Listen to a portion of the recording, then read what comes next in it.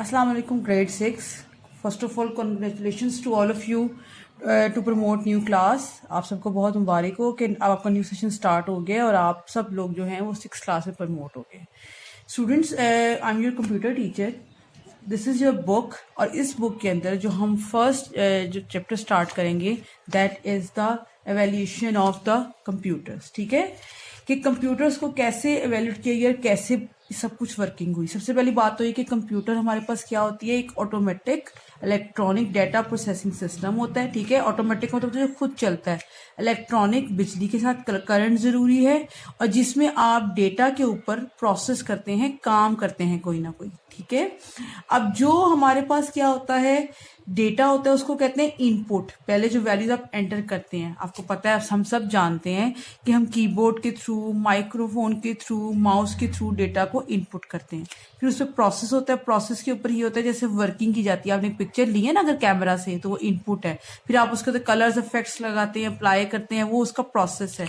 और उसके बाद एक आउटपुट आती है जो कि एक इंफॉर्मेशन होती है और जो प्रोसेस डेटा होता है. ये सारा का सारा एक सर्कल चलता है. अब एक पूरी हिस्ट्री है कि कैसे कंप्यूटर आहिस्ता आहिस्ता वर्किंग करते गए. सबसे पहले चाइनीज ने इस आइडिया को प्रमोट किया और एक मशीन बनाई गई जिसे कहते थे अबैकस. ये एक हैंडमेड मशीन थी, इसमें बीड्स लगी हुई थी और इन बीड्स के थ्रू वो कैलकुलेशंस करते थे. वो कैलकुलेशंस के अंदर वो सिर्फ ऐड यानी कि प्लस कर सकते थे एंड सब्ट्रैक्ट माइनस कर सकते थे. और ये 0 to 9 सिर्फ इतने नंबर्स के ऊपर ही एक्सीड कर रहा होता था. उसके बाद हमारे पास दूसरे नंबर पे नेफियर बोन्स का आइडिया आया. नेफियर बोन्स के अंदर क्या था कि ये नंबर्स के अंदर कैलकुलेशन करता था, लेकिन इसके अंदर ऐड और सब्ट्रैक्ट के अलावा मल्टीप्लाई और डिवाइड का कॉन्सेप्ट भी आ गया.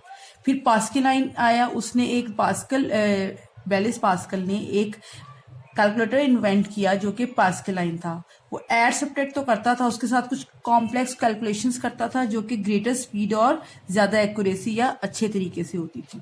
ठीक है, आज की यहीं तक है टॉपिक जो मैंने आपको बताना था. इसका दोबारा से एक ओवरव्यू ले रही हूँ आपके सामने.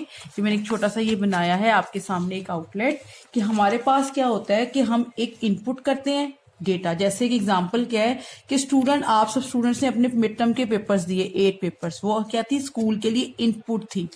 उसके ऊपर तमाम टीचर्स ने वो पेपर चेक किए और आपके लिए एक रिपोर्ट कार्ड बनाया गया जो कि प्रोसेस किया गया. पहले चेक हुआ, रीचेक हुआ, ग्रेडिंग हुई, टोटल हुआ, पोजीशंस लगाई गई और फिर आपके पेरेंट्स को जो रिपोर्ट कार्ड जब दिया गया, ये रिजल्ट जो भी दिया गया, that is the output information जिसको जो कि एक रीडेबल फॉर्म थी. आपके पेपर्स के अगेंस्ट अगर हम आपको पेरेंट्स को 8 पेपर्स देते तो उनके लिए मुश्किल था उसको एक एक को देखना. उसकी बजाय हमने उसका टोटल एवरेज और ग्रेडिंग वगैरह सब करके दी, प्रोसेस करके दिया जो कि इन्फॉर्मेशन की फॉर्म में आपके पेरेंट्स को मिला. जैसे एक छोटी सी एग्जाम्पल है कि अगर आपके पास ये एक इनपुट आती है 2 + 5 + 1 / 2 कि आपने इसको सॉल्व करना है.